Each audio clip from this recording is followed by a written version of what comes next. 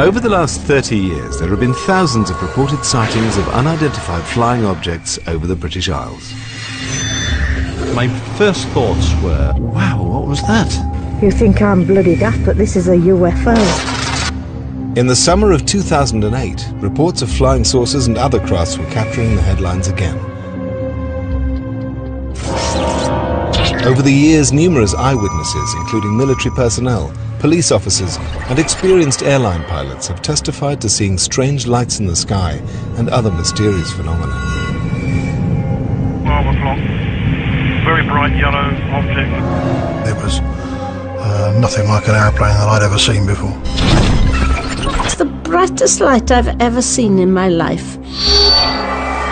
We could offer no explanation. Many of these UFO sightings remain unexplained to this day. But what or who were they? Could they really be evidence of extraterrestrial life?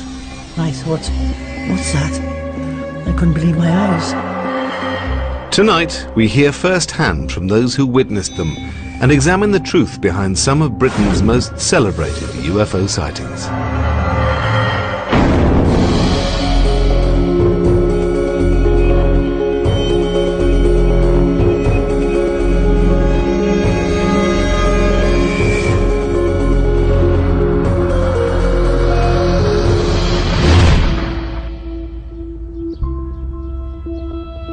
At the beginning of 1980, Todmorden was a little-known West Yorkshire mill town.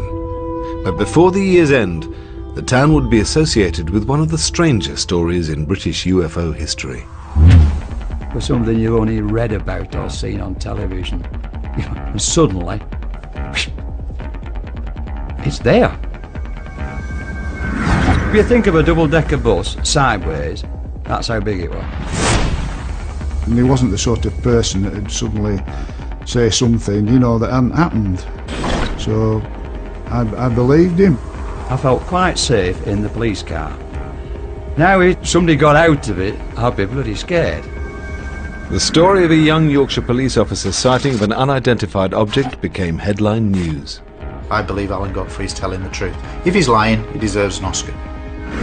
Almost 30 years later, his experience has become part of UFO folklore. I've been a journalist for 50 years and covered quite a few rather strange stories. But the Alan Godfrey story is undoubtedly the most astonishing thing I ever covered. In 1980, Alan Godfrey had been a police officer in the Todmorden area for 6 years. On the night of the 28th of November, he claims to have witnessed something extraordinary. We had got radio messages from our control room that people were reporting seeing a small herd of cows roaming around a local council estate. And as I'm going up Burnley Road, I could see in the distance, about 500-600 yards up the road, something that had skidded. I thought it was a staff bus that had skidded across the road for some reason. Whatever it was, I decided to go and investigate. So I'm driving towards this object, and I got within about 20 yards, and there it was. An object, nuts and bolts, hovering above the road surface. It was shaped in a diamond shape, and the bottom flange was rotating. The top actor's office, and he then informed me that I wasn't alone, that 3 police officers in Halifax. Tell you, in all honesty, how big this thing was, because there was no definite shape to it other than a pulsating steel blue ball. But wherever it went, it was very, very fast. As fast as I'm moving my hand now. A second, a second, a second, a second. And that's how fast it moved, with no noise. Whiskey Delta 40 to Halifax Control. Tried to speak to Halifax on the radio. Nothing. Absolutely dead.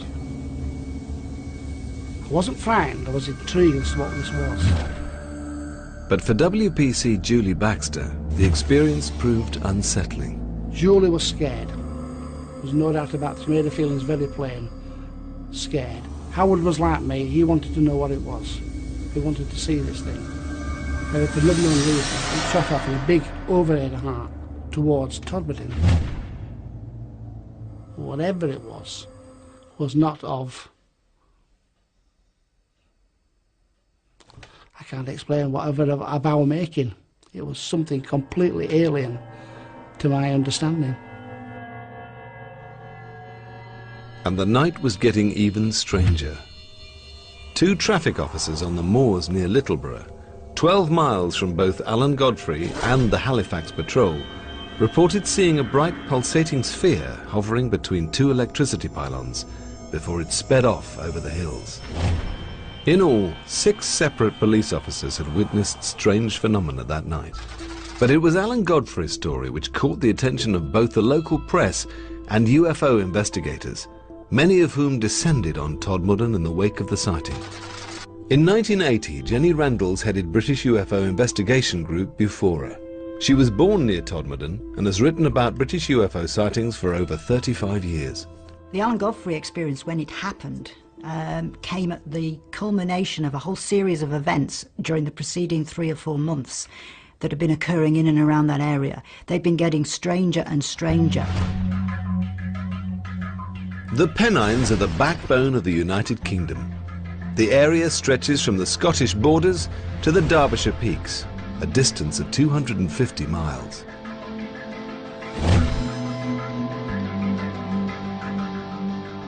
Throughout the 1970s, there have been dozens of reports of objects in the sky over Yorkshire and Lancashire. So numerous were the sightings, the area earned itself the name UFO Alley. John Sheard was a Yorkshire-based journalist reporting for both the local and national press. This was a time when the whole nation was obsessed with UFO stories. We had reports almost every day up here, particularly in the Pennines, but also throughout the country and in fact throughout the world. The late 1970s and early 80s were the heyday of UFO mania. The release of film in fault lines or magnetic variations in the local 20 years experience. I thought at first it was an helicopter having trouble, and we were looking at that. Or something to that description, and he said, "Don't somebody daft." Hypnosis I'd ever seen was on television, on a stage, you know. Evidence was inconclusive. You'd expect if discovered PC Alan Godfrey's involvement with the Adamski case, and the later claims can't be wrong. 3 of you can't be wrong. 3 of us cannot be wrong. 3 of us saw what we saw. Exactly. Now, I was on my own. Yeah. And I've been told I was yeah, hallucinating. I've been, you know, whatever. I've had all this. And another one. I was told I've fallen asleep at the wheel. Absolutely. And I'm driving, but you know what I mean. I'm driving. I know. I mean, I'd only left the police station 5 minutes earlier. You know. Alan has never changed his story. He's a very down-to-earth gentleman, and he had more to lose than to gain by relating such an incident. And that's why Alan's story goes down as a classic close encounter from the UK. The Pennines continue to be fertile ground for strange phenomena. The numbers of reported UFO sightings are nowhere near those of the late 1970s and 80s, but they do still happen. If you look at the number of sightings that have been reported over the years, you know, we appear to be absolutely swamped with aliens. You know, that the whole planet must be swarming with their ships as they're racing across the universe to visit us. It simply does not add up. I have not come across a UFO that cannot be explained when you go through the various things that it possibly could be. If you know the sky, you can understand what you're seeing. But for many who experienced their own close encounter, the passing of time hasn't diminished the impact. I have to say, after this experience, in all honesty, I believe there's something out there other than us. Every night I work, I'm looking up, and I've never seen anything since, but, you know, it is there. There's no doubt about it. Where they come from, why they're here, I wouldn't know, but they are here. Alan Godfrey left the police force in 1985. Almost 30 years on, he's still sticking to his story. It's 28 years ago, and I still believe in what I saw was really there.